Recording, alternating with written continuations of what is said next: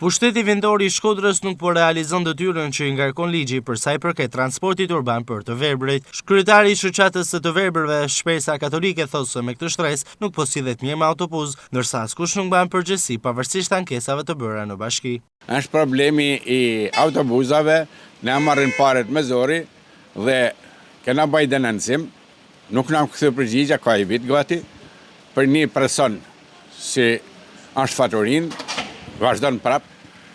Kështu që a marrë raport, në grushta në shirë me kanë qitë jashtë. Bjeshka shprehet se autobuset e Shkodrës nuk kanë asnjë kusht për invalidet, një problem i njohur prej vitesh, por që ende nuk ka marrë zgjidhje.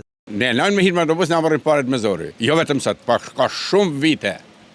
Ka shumë vite. Si ne jena shqetësuar me ton kryetarët e bashkive, si kanë deri më sot. Se çka kanë borxhe, çka kanë njëri tjetrën din vet. Po autobusi llogaritë nuk është kompania për atë autobus, sepse nuk është për invalidë, se për ta futur karrocën ku fut aty më ran. As i lloj moset ne jena shumë të shqetësuar dhe inshallah don Zoti mas sa intervistet po bojnë diçka. Kryetari i shoqatës së të verbërve Shpresa Katolike thekson se kërkesa e kësaj shtrese janë të gjithë të ligjshme, ndaj bashkia ka detyrimet i plotësojë ato dhe të mos anashkalojë shqetësimet e shprehura vazhdimisht nga të verbërit dhe invalidet e tjerë.